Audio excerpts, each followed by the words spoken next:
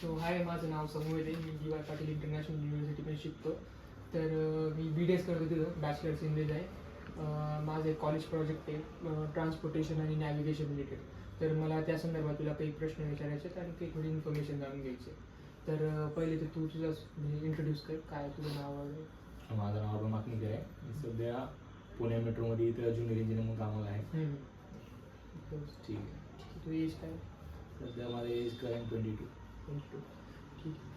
तर तू डेली म्हणजे ट्रॅव्हल करतो का पुण्यात? हा, जॉब असल्यामुळे मला दररोज चेंज करावं लागतं गाड्या, म्हणजे वेगवेगळे पब्लिक ट्रान्सपोर्ट. ओके. तू कशाने म्हणजे डेली कशाने ट्रॅव्हल करतो? बस किंवा काय? मी राहायला कोडीमध्ये आहे सध्या. मला पुणे मेट्रोची कामं म्हणल्यावर आमचं फिक्स नसते. कुठं मला जावं लागतं आम्हाला वेगवेगळ्या लोकेशन्सला. म्हणजे कशा? जास्त तरी जास्त लोकल आणि PMT बसेस त्याच्यावर जास्त असतं. ठीक आहे. तर म्हणजे PMT बसेस किंवा लोकलनीच का जातो, म्हणजे काय रिझन काय त्याच्या मागचं? टाईम जास्त हे होते आमचा वाचतं त्याच्यामध्ये. आता इथून मला पुण्यामध्ये सेंटरला जायचं म्हणल्यावर तर लोकल सगळ्यात इझी आहे.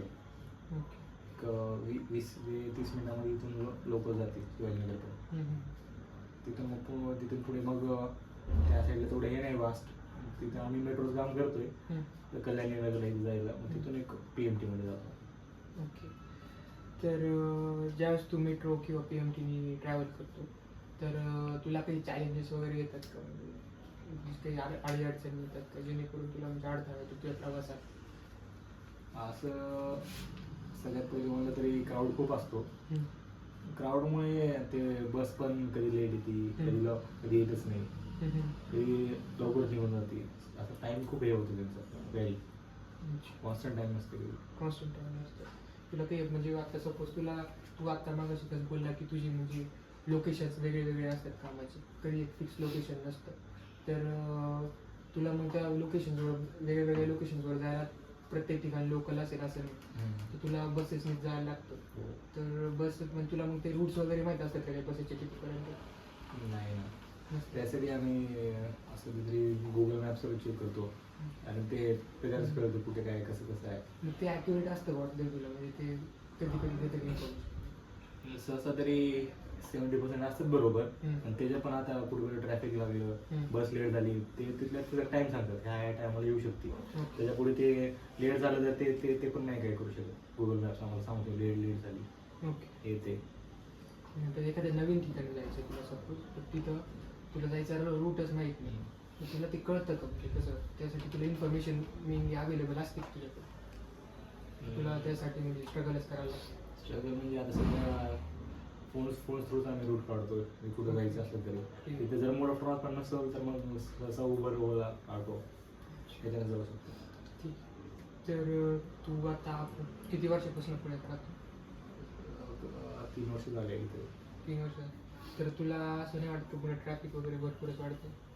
ट्रॅफिक भरपूर ट्रॅफिक आहे, कारण ते सहसा एक टाईम असतो सकाळचा 9चा आणि रात्रीचा 5चा. त्याच्यामध्ये ऑफिस शाळा सगळे भरतात. रात्री 5ला सगळे सुटले ना, एवढं क्राऊड होतं की एक क्राऊड सुटण्याला अर्धा ते पाऊण तास लागतो. त्याच्यामध्येच मग जायला यायला खूप वेळ लागतो. आणखी तुला असं काय वेगळे वेगळे कारणं काय देता येईल आणखी की ज्याच्यामुळं म्हणजे ट्रॅफिक वाढतंय पुण्यात? पॉप्युलेशनमुळे जास्त पॉप्युलेशनच आहे ना आता. जेवढी पॉप्युलेशन वाढणार, जॉब्स वाढणार, त्यामुळे ट्रॅफिक वाढणार. म्हणजे तुला असं नाही वाटतं की जे प्रायव्हेट व्हेकल ओनर्स आहे की एकच माणूस एका कारमध्ये असतो आणि ते लोक त्यांची संख्या जास्त आहे, म्हणजे आपण आता तू बोलला की IT फर्म्समध्ये जॉब करणारे झाले, बाकीचे लोक भरपूर आहेत, त्यांच्यामुळे पण ट्रॅफिक वाढते आणि पोल्युशनही वाढतं असं नाही वाटतं? आहे ना. आता कसं आहे, एका पदावर एक माणूस जर असला कामाला एम्प्लॉयच्या वरी, तर तो काय करणार, माझी एक सॅलरी एवढी आहे, मी अफोर्ड करू शकतो प्रायव्हेट व्हेकल. कुठं बाहेर पब्लिक मध्ये क्राऊडमध्ये जाऊन होतो, स्वतःची गाडी घेऊन निघणार घरातून. त्याच्यानं पण जास्त गाड्या आले ते जास्त क्राऊड होऊ शकतो, त्याच्यामुळे जास्त ट्रॅफिक वाढू शकतो.